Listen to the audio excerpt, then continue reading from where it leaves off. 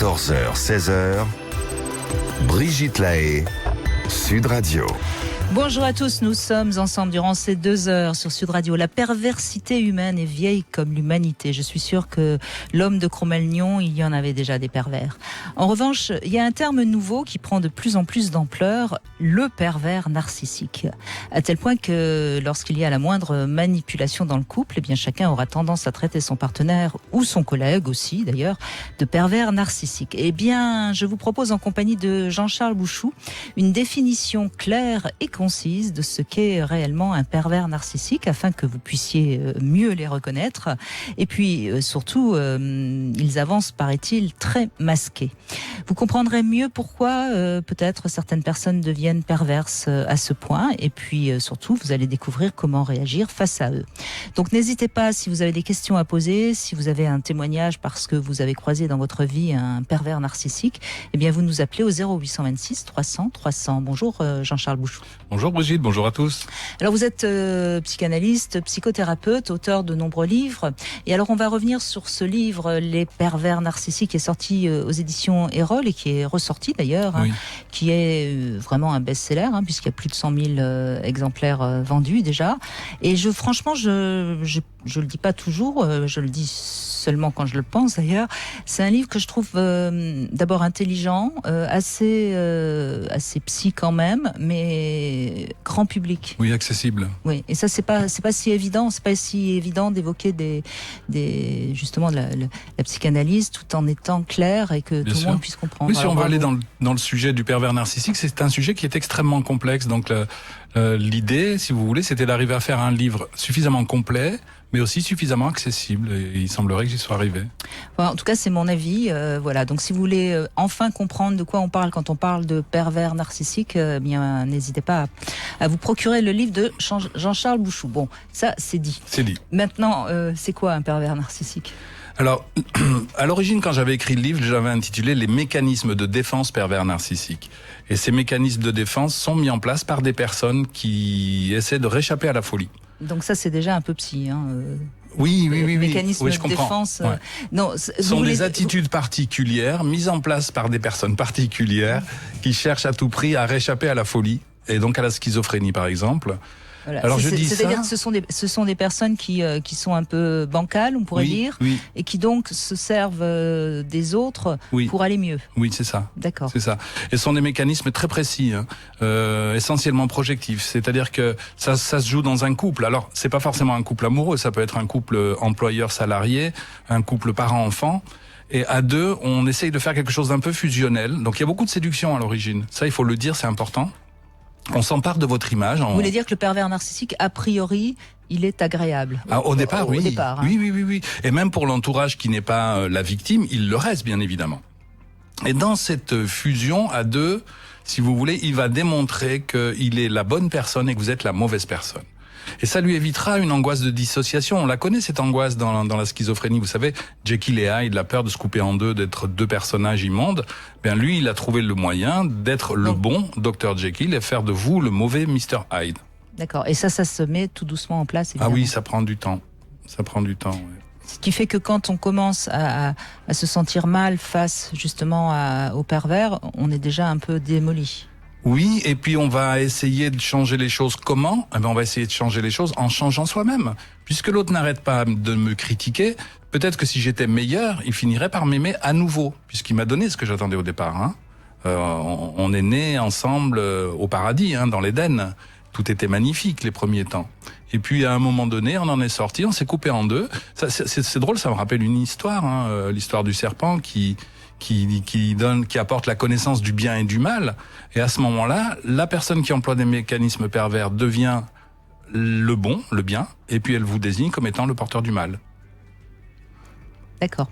Et donc, d'après vous, enfin d'après beaucoup de psy, c'est quelque chose qui vient un peu de l'enfance en fait. Forcément, oui.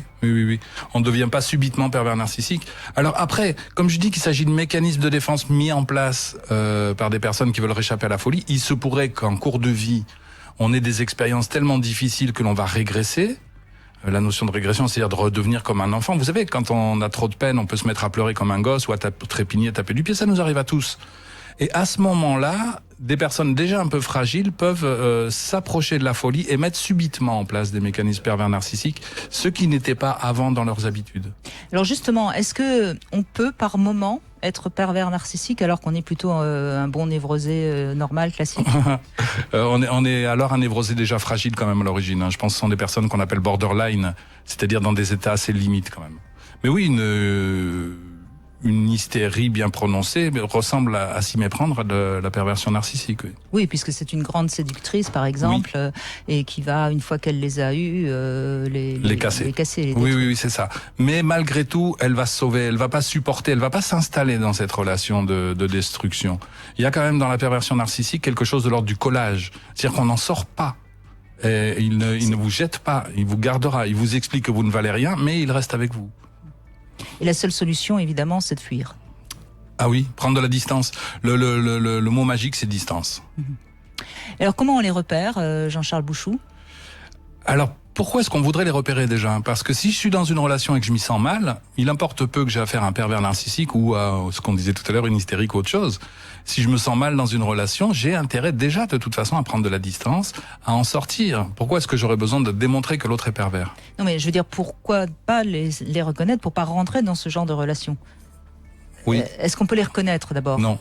Ah ben voilà. Non, parce que... merci, au revoir. Ouais, non, mais je veux dire, au départ, a priori, si j'ai la chance de pouvoir passer un moment avec vous, je vais immédiatement tenter de vous séduire. Ça fait pas de moi un pervers. Mais le pervers aura fait la même chose au départ. Simplement, si j'avais la chance de pouvoir vous séduire, je resterais dans une énergie positive et je continuerai de vous dire à quel point je vous aime. Je vais pas à un moment donné basculer dans quelque chose de négatif. Donc, c'est à ce moment-là qu'on peut le repérer, c'est dans la bascule. D'accord, donc a priori... Quelqu'un qui est agréable, séducteur, qui a beaucoup de charme, peut être un pervers narcissique, mais on ne le saura. On ne le saura qu'après. Mais on ne le saura qu'à partir du moment où la relation s'installe. Oui. D'où en effet le risque de tomber dessus, quoi. C'est ça. Alors la solution, c'est connais-toi toi-même. Si je sais à peu près qui je suis, je sais que j'ai des défauts, par exemple, donc je me suis désidéalisé. Ça fait partie du travail. Des défauts. De quoi vous parlez? Non, moi j'ai quelques défauts. Si. Ah bon? Il paraît, enfin, c'est ce que je me suis laissé dire. À ce moment-là, quand on va commencer à me critiquer, je vais dire ok, tu as raison. Mais alors qu'est-ce qu'on fait ensemble? Et vous voyez, le problème, il tombe tout de suite. Si je tombe dans le piège de dire je vais essayer de changer. Alors là, c'est fini. C'est là où on va nous tenir, parce que ça marchera jamais. D'accord. Mais alors, est-ce que les pervers narcissiques ressentent les personnes sur lesquelles elles peuvent avoir oui, ils le sentent tout de suite. C'est ça, c'est-à-dire que... Alors, ils ne sentent pas que ça. Ils sentent d'abord que vous êtes une personne brillante. Ça, je crois qu'il faut le dire. Puisque la première chose, c'est qu'il a envie de se nourrir de votre image. Et effectivement, on en a tous, plus ou moins... Il va repérer une faille chez vous, une faille que j'appelle faille narcissique, alors qui peut être très importante si on a eu une enfance difficile, mais qui peut aussi être conjoncturelle. Vous savez, quand on rencontre un nouvel amoureux, une nouvelle amoureuse ou un nouvel emploi, on se pose la question, est-ce que je vais être à la hauteur? Est-ce qu'on va m'aimer? Est-ce que je vais plaire? Et là, il y a un endroit où on peut assez facilement s'engouffrer. C'est ça. Et donc, à partir de ce moment-là, évidemment, il va nourrir notre faille, si je puis dire. Oui, souffler le chaud et le froid. Et c'est ça. Bien sûr. Et à partir de ce moment-là... Eh bien, si vous avez besoin d'un éclairage, n'hésitez pas à nous appeler. Si vous êtes si vous avez des doutes sur la personne avec qui vous êtes, vous pouvez nous appeler sur Sud Radio 0826 300 300. On se retrouve tout de suite. .fr 14h, 16h, Brigitte Lahaie, Sud Radio. Nous évoquons les pervers narcissiques avec Jean-Charles Bouchou à l'occasion de la ressortie de ce livre, Les pervers narcissiques, aux éditions Erol. Stéphanie, merci d'être avec nous. Bonjour. Bonjour Brigitte, bonjour Jean-Charles. Bonjour. Bonjour. Tout d'abord, je voulais vous remercier de me prendre à l'antenne. Brigitte, je suis une fan inconditionnelle. Je vous suis depuis des années. J'adore votre émission. Vraiment, il ne faut pas trop m'idéaliser, sinon Jean-Charles Bouchou va vous taper sur les doigts. Non, mais allez-y, les compliments sont bienvenus. Non, c'est vrai, c'est toujours bon à prendre. Toujours du positif, toujours bon à prendre. Je prends. Merci beaucoup. Brigitte, voilà, Jean-Charles, je vous appelais parce que je suis actuellement dans une relation où je suis sûre à 99,99% que mon compagnon est un pervers narcissique. Donc je l'ai rencontré il y a entre 2 et 3 ans et je l'ai rencontré à la suite du décès de mon compagnon. Ça faisait que 3 mois que mon compagnon était décédé. J'étais un peu fragile donc en effet. C'est un euphémisme effectivement, un peu fragile. Il s'est présenté comme le prince sauveur. Il faisait l'unanimité de partout. Il était extraordinaire. Je m'étais dit, oh là là, enfin, super. Et puis, au fur et à mesure, il m'a isolé de ma famille, isolé de mes amis. Au niveau du travail, c'était sans arrêt, mais tu n'y arriveras pas. Tu vas te faire draguer. T'es qu'une, voilà. Enfin, voilà, quelqu'un de très jaloux. Et très compliqué parce qu'aujourd'hui je ne m'en sors pas. Ça fait 1 an en plus de ça que dans la perversion on en arrive même à de la violence et je sais plus comment faire. Je sais plus comment faire. Je vous ai écouté tout à l'heure sur la distance. Je n'arrête pas même de lui dire de partir ou quoi que ce soit. Alors déjà, je vais donner la parole évidemment à Jean-Charles Bouchou, mais déjà sur la violence, elle est portée plainte. Hein. J'ai même la police qui est venue chez moi, qui m'ont dit mais madame, on vous le sort, vous êtes chez vous, et je l'ai pas fait. J'ai peur parce que c'est sans arrêt des menaces de si jamais je le mets dehors. Qu'est-ce qu'il vous dit si vous le mettez dehors? Des menaces physiques sur moi, sur mon fils, qui va me détruire parce que je travaille dans le commerce, donc qui va mettre mon numéro sur des sites, qu'il va trouver quelqu'un pour me faire harceler ou même pour me faire il me dit toujours regarde dans ton rétroviseur, enfin des choses comme ça. Oui, d'accord. Et vous avez autour de vous des personnes de confiance Oui. Bien sûr, j'ai ma famille qui commence à en parler de plus en plus. J'ai mon papa qui me dit je viens, je te change les serrures, on le met dehors parce que c'est chez moi. Et le problème c'est que je suis chez moi, oui, mais c'est où j'habite, c'est où je travaille. Oui, bien sûr, mais vous pourriez peut-être pendant quelque temps, par exemple, alors le mettre dehors grâce à la police et pendant quelque temps vous protéger en allant habiter chez vos parents, le temps de mettre encore une fois de la distance, parce qu'il y a la distance au niveau du lieu et puis il y a de la distance aussi au niveau du temps. Mm-hmm. Jean-Charles Bouchou, qu'est-ce que vous diriez à Stéphanie? Bon, il y a plein de choses à dire à Stéphanie. D'abord, l'identification projective, je fais dans le déroulé que vous nous avez donné, c'est-à-dire il est jaloux. Il faut bien comprendre ce que c'est qu'une identification projective, ça aidera beaucoup de personnes à en sortir. C'est attribuer à l'autre des choses qui nous habitent. S'il n'a pas confiance en vous, c'est qu'il a envie de vous tromper, par exemple. Vous voyez? C'est ce que je lui ai dit. Et c'est ce qui s'est passé sûrement. Pas du tout. Non, pas du tout. C'est une des craintes qu'il a. Je ne sais même pas pourquoi. Enfin, si, je sais pourquoi par rapport à mon passé, mais avec lui, j'ai jamais eu aucun. Non, mais alors là, c'est là où je vous arrête, Stéphanie, s'il vous plaît. C'est pas en rapport avec vous. Vous faites pas partie de l'équation. C'est ce que j'avais envie de dire tout à l'heure. D'accord. C'est lui et seulement lui de l'histoire. C'est entre lui et lui. Et à un moment donné, il va voir passer une jolie fille. Ça va lui créer une pulsion à l'intérieur de lui. Il pourrait en avoir honte et éventuellement s'en sentir coupable. Alors il va vous regarder. Il va dire, je n'ai pas confiance en toi. Tu pourrais bien me tromper. Mais la pulsion à l'origine, elle habite lui. Remplacez toujours le tu par je et vous comprendrez les choses totalement différemment. D'accord. Ouais. Ensuite, les mécanismes qu'il met en place sont évidemment des mécanismes pervers narcissiques. Et c'est pour ça que je trouve que c'est plus juste de parler de mécanismes de défense pervers plutôt que de pervers narcissiques. Parce qu'un pervers narcissique ne passe jamais à l'acte physiquement, vu qu'il veut avoir absolument une image parfaite et donner cette image-là.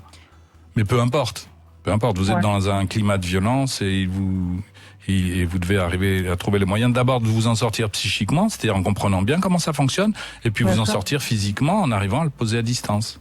Bien sûr, parce que moi j'ai un enfant qui est un ado. Et je veux pas qu'il soit dans ce climat-là. Je veux pas qu'il comprenne qu'une relation. Mais Stéphanie, vous avez compris qu'il faut partir, qu'il faut le faire partir plutôt. Hein. Ça vous l'avez compris, mais vous avez des peurs qui vous paralysent, il me semble. Complètement. Hein, et c'est ce qui vous empêche d'agir. Hein. Bien sûr. Donc il faut voir comment ces peurs, d'abord, si elles sont réellement justifiées ou pas. Il y a certainement des peurs qui sont justifiées, puis d'autres qui sont des peurs parce qu'il vous fait peur, hein, et on peut le comprendre. Et puis ensuite, il faut mettre en place, moi ce que je conseille souvent, c'est de mettre en place une fuite sans qu'il soit au courant de rien et le mettre devant le fait accompli. Comment vous pouvez vous organiser dans les jours qui viennent, les semaines qui viennent, pour créer... alors après, je sais bien que c'est compliqué parce que si vous avez un commerce, mais c'est comme ça, je pense qu'il faut que vous vous organisiez. Non, mais tout à fait. J'avais hésité même là, à lui amener ses affaires chez ses parents ou quoi que ce soit. Et je suis restée tétanisée, alors que j'avais tout le monde derrière moi, même ses parents sont derrière moi.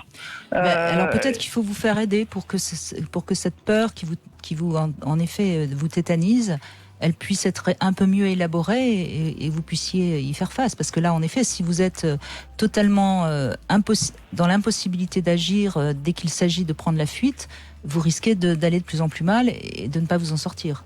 Oui, il est certain que ça doit faire écho. Si vous voulez, il y a la peur justifiée par rapport à ce que vous vivez, et certainement est-ce que cela fait écho avec quelque chose dans votre histoire qui se réactive à nouveau.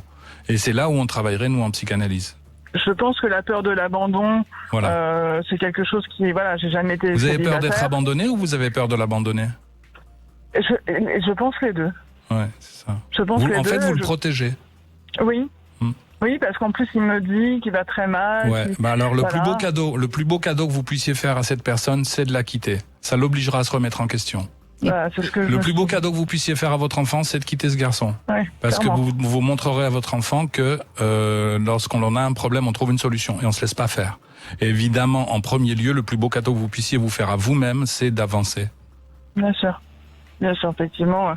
C'est ce que je m'étais dit, mais plusieurs fois. Mais en plus, c'est sans arrêt. Je pars. Non, je peux pas. Laisse-moi quelques jours. C'est fini entre nous. Et puis après, t'es ma princesse. Je t'aime plus que tout. Sans toi, je pourrais pas vivre. Je suis très très mal. Il faut que tu fasses attention à moi. Oui, il a l'emprise sur vous, ça c'est évident. Ah, c'est ça. L'emprise, elle est des deux côtés, hein. L'emprise est des deux côtés. On est là dans le champ de la toute-puissance. Au bout d'un moment, qu'on ne parle plus d'amour. C'est... Tant que je voudrais rester, je pourrais rester. Je vais faire le test, je vais lui taper dessus, je vais partir, je vais revenir, elle m'accueillera toujours. Mais est-ce que de l'autre côté, du côté de la victime, ça ne se passe pas aussi comme ça ? Toujours, il reviendra vers moi parce que je suis une personne tellement chouette, quoi. C'est drôle, c'est ce que lui, il me dit que je suis une personne épouvantable. Je dis, mais pourquoi tu restes ? Oui. Pourquoi tu restes ? Bien sûr. Pars. Et après, ou laisse-moi quelques jours, etc. Ça fait un an que ça dure, ça. Stéphanie, je vais vous dire une chose que je pense sincèrement, mais que pour l'instant, vous n'êtes peut-être pas encore tout à fait sûr. Il va beaucoup plus mal que vous. Ah, c'est certain. Bon, mais vous ne le sauverez pas. Mais vous ne le sauverez pas. Oui, c'est ce que Bruno Denis m'a dit. Et vous le savez bien que vous ne le sauverez pas. Mais plus que ça, vous le sauverez en partant. Oui, parce que je veux dire, à la limite, c'est égoïste de rester. Peut-être qu'il ira se faire soigner. C'est le seul cas. Il va se retrouver face à son angoisse d'abandon. Et de deux choses l'une, soit il réorganise sa vie pour retrouver quelqu'un, et c'est généralement ce qui se passe, pour revivre la même chose à l'identique. Mais ça, c'est pas votre problème. Soit il va s'effondrer et seulement là, il envisagera une thérapie. Parce qu'aujourd'hui, vous êtes son médicament. Mais vous n'êtes pas un médicament qui soigne, hein. Vous êtes un médicament qui cache la douleur. Vous êtes de l'aspirine. C'est ce que je lui dis. Je lui dis, il faut que tu te fasses soigner. Je dis, je lui dis, il faut vraiment que tu te fasses soigner. C'est pas possible de... Mais il n'a pas besoin de se faire soigner, vous êtes son infirmière. Oui, mais il me dit, mais j'ai pas besoin de me faire soigner. J'ai même bien sûr que si. Tu te rends bien compte que tu as une maladie. Stéphanie, je crois que ça c'est important aussi que vous l'entendiez et que tout le monde l'entende. Lorsqu'on est face à quelqu'un de ce genre-là, on ne peut pas raisonner normalement avec lui. D'accord. Hein, on ne peut pas communiquer normalement, de toute façon. Donc, si tout ce que vous pouvez lui dire, il n'est pas apte à l'entendre, et puis il va même peut-être s'en servir contre vous. C'est tout le temps le cas. Donc, il faut organiser votre départ de manière discrète avec les gens qui sont autour de vous. Vous avez la chance d'avoir encore autour de vous des personnes fiables. Parfois, si vous attendez encore quelques années, vous serez peut-être toute seule et vous ne pourrez plus partir. Non, mais je veux pas attendre quelques années. Il est non, hors de je question sais bien. Mon fils, je sais même bien. pour moi, mais ne serait-ce que pour mon fils, il est hors de question de lui expliquer que les relations humaines, ça passe par un jeu de domination pervers comme ça. Quand j'entends mon fils me dire mais maman, heureusement que est-ce que t'as encore confiance en toi avec tout ce qu'il te dit? Mon fils, adolescent, il vous pose cette question-là, ça fait mal au cœur. Donc il faut partir. Mais encore une fois, il est arrivé un moment où vous étiez en effet fragile, donc ne vous sentez pas non plus coupable de quoi que ce soit. Bon courage. Merci Brigitte. Bon courage. Merci Brigitte. Merci Jean-Charles. Merci beaucoup à vous Stéphanie. Je crois que on démarre évidemment avec un témoignage qui est tout à fait l'illustration parfaite de tout ce que vous avez dit évidemment. Oui. Continuez à nous retrouver si vous le désirez sur Sud Radio 0826 300 300 et dans un instant c'est Julia Palombe qu'on retrouve. C'est une bonne nouvelle, en fait, on s'aperçoit que quand on change, le monde change autour de nous. Alors il ne s'agit pas de se culpabiliser en disant je suis coupable des mauvaises personnes qui m'entourent, non, ce serait inutile, mais faire un travail sur soi, se livrer à une véritable écologie relationnelle, c'est-à-dire que si vraiment on est entouré par des personnes qui sont pas saines ou qui nous plaisent pas, on coupe les ponts rapidement et essayer de s'entourer de belles personnes. Et c'est ce que vous êtes arrivé à faire, c'est plutôt une bonne nouvelle. C'est ça, c'est une très bonne nouvelle, puisque c'était vraiment la question que je me posais, alors est-ce que c'est moi qui accepte ce fonctionnement-là? Est-ce que c'est moi qui mets en place en fait un fonctionnement qui leur permet à eux de pas me positionner comme il le faut? Ou enfin c'était flou dans ma tête. Et puis après je me suis dit mais en fait j'accepte aussi quelque part en fait. Ça me gonfle, j'aime pas ce fonctionnement, mais je suis là. Mais c'est ce que disait, je crois que c'était hors antenne, Jean-Charles Bouchou, c'est que finalement, dans ce processus, on est deux. Et si on reste quelque part, c'est peut-être... On cautionne un peu, oui, directement. Oui, bien sûr. Sophie, oui, ça allô, oui. C'est normal, si je vous appelais par un mauvais prénom, que vous ne répondiez pas. Bonjour oui, Sophie. C'est vrai, je ne comprenais pas. Bonjour Brigitte. Alors vous êtes une fan de Jean-Charles Bouchou, c'est bien d'appeler. Oui. Ah oui, je suis vraiment ravie. Bonjour Jean-Charles. Bonjour Sophie. Bonjour, vraiment, je suis vraiment ravie de pouvoir enfin vous avoir. Je rêverais de vous rencontrer. Vous m'avez été d'une aide plus que précieuse. Et je profite de l'antenne pour pouvoir vous remercier par rapport à ça. Et en quoi Jean-Charles Bouchou vous a aidé, Sophie? Ces livres, ces nombreuses interventions sous toute forme de support, voilà, ça a été pour moi d'un grand soutien, complètement isolé, reclus. Alors j'avais encore Internet, mais c'était pour moi la recherche, comprendre, ça a été pour moi le meilleur parce que moyen vous étiez sous l'emprise de quelqu'un de pervers? Oui, alors je le suis toujours. Mais justement, grâce à tout ce que j'ai pu entendre, tout ce que j'ai pu lire, c'est ça qui m'a surtout évité de véritablement de pouvoir sombrer dans cette folie, en fait. D'accord. Alors, c'est intéressant. Et pourquoi vous y êtes toujours? Pourquoi vous ne partez pas?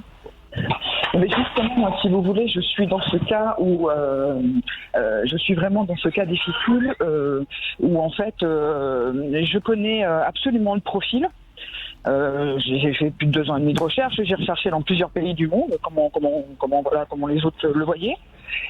Et en même temps, il y a cette addiction et la puissance en fait de l'emprise. Et plus effectivement le profil est toxique, plus l'emprise, à mon sens, est forte. Et moi, au jour d'aujourd'hui, j'ai beau être conscient de ce qu'il est, de l'enfer qu'il me fait vivre. Alors, souvent de fois, je le connais par cœur, je sais comment il va fonctionner, je sais ce qui va se passer derrière. Mais plus fort que moi, je n'arrive pas en fait à le laisser. Alors là, je rejoins Jean-Charles Bouchou, je prends son livre et je lis « Pourquoi m'as-tu abandonné ?» en me disant « Je souffre peut-être de ce syndrome-là ». Et en fait, finalement non, parce que c'est pas quelqu'un avec qui je partage mon quotidien 24 heures sur 24. Moi, je suis une officieuse. Il a une officielle et plusieurs officieuses. Et en ce sens-là, je vis parfaitement ma vie, en fait, finalement à côté. Je fais, j'ai fait d'autres choses complètement. Voilà, je travaille, je suis complètement autonome. En revanche, il est vrai que plus fort que moi, à partir du moment où je le revois, à partir du moment où physiquement il est présent devant moi, là, Mais donc c'est un amant, si je comprends bien. Oui, c'est ça, tout à fait. D'accord. Et c'est tout à fait. C'est un excellent amant. Oui, et c'est là en fait, c'est là toute la dureté, parce que on est toujours sur 2 extrêmes en permanence. Donc il est un amant absolument parfait, mais comme il peut être tout autant odieux, et plus en fait, alors moi j'en ai rencontré 4 dans ma vie, voilà, donc 20 ans en tout. C'est le 4e. Et effectivement, je me suis aperçue de ça. Plus ils sont vraiment adorables, enfin vraiment le prince charmant, comme on peut s'imaginer, une sexualité hors pair, enfin vraiment. Et en même temps, du coup, en parallèle de ça, ils seront cruels, sadiques, pervers, malsains, et j'en passe. Le dernier en date. D'accord. Donc ça veut dire que vous avez eu 4 amants qui se sont suivis avec ce même profil. Alors, pas 4 amants. Lui, c'est un amant. Les 3 autres, du coup, j'étais en couple avec eux. D'accord. Mais peut-être que c'est ça qui provoque votre excitation et c'est ça que vous recherchez. ce chaud et froid, parce que le chaud et froid sur un plan érotique, hein, ça peut donner en effet des choses très fortes. Hein. Oui, donc ce qui nous amène au plaisir, c'est la décharge d'une tension intérieure. On le sait bien, avant d'avoir des rapports amoureux, on peut pratiquer ce qu'on appelle des préliminaires, c'est-à-dire qu'on va se mettre sous tension, et c'est dans la décharge des tensions qu'on va trouver du plaisir. Et c'est intéressant de voir que plaisir et souffrance s'originent au même endroit. C'est-à-dire que la souffrance, c'est quand il y a une très forte tension, mais qu'il n'y a pas de moyen d'évacuation de la tension. Et la tension peut à un moment donné devenir si forte que ça en devient de la souffrance. Donc effectivement, vous avez raison, ça peut participer du plaisir. Et c'est peut-être ce que l'on entend. Moi, j'ai entendu autre chose aussi, je le connais par cœur. Donc c'est quelqu'un qui est sans surprise. Vous êtes d'accord avec ça ? Oui, complètement. Oui. Et vous êtes d'accord avec l'idée ? Vous êtes d'accord avec l'idée que les tensions peuvent participer, même si elles sont désagréables, du plaisir que l'on prend ensuite ? Je sais pas ce que j'ai à ce moment-là, si vous voulez, moi, c'est la difficulté d'être impacté par son sadisme, ouais. Mais en même temps, comme avoir été finalement nourri par sa présence. Mais je parle vraiment de nourriture. Oui, il y a un prix à payer, quoi, et vous êtes prête à le payer ? Voilà, c'est ça. Pour souffrir, voilà, j'ai essayé. Alors là, alors moi, la question que j'ai envie de vous poser, Sophie, j'ai envie de vous demander, c'est quelle est votre demande ? Qu'est-ce que vous voulez ? Qu'est-ce qui vous fait envie ? Il y a longtemps que je n'avais pas sorti ça. Oui. Qu'est-ce que vous voulez ? C'est vrai que idéalement, j'aimerais forcément sortir de cette ambiance-là, de cet enfer-là, et donc du coup être dans une vie, j'ai envie de dire, beaucoup plus sereine, apaisante, bienveillante aussi, bien évidemment. Ce que j'arrive petit à petit à faire de plus en plus, nos visites étant de plus en plus espacées. Voilà, quand il applique le fameux silence, c'est un grand classique. Voilà, il passe d'une communication intense à j'ai plus de nouvelles pendant 5 jours, 15 jours, 3 semaines. Quand je suis dans ces trucs-là, du coup, moi, je me sers de ces moments-là pour justement, au contraire, revenir vers tout ça. Et puis, il suffit d'un texto, un mot, un regard.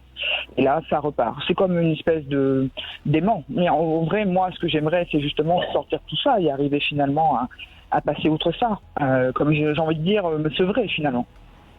J'aimerais arriver à me sevrer. Et ce que j'expliquais l'autre jour à une amie, je lui disais, c'est comme si tu essayes d'arrêter de boire et que en fait, je te mets une bouteille d'alcool sous le nez.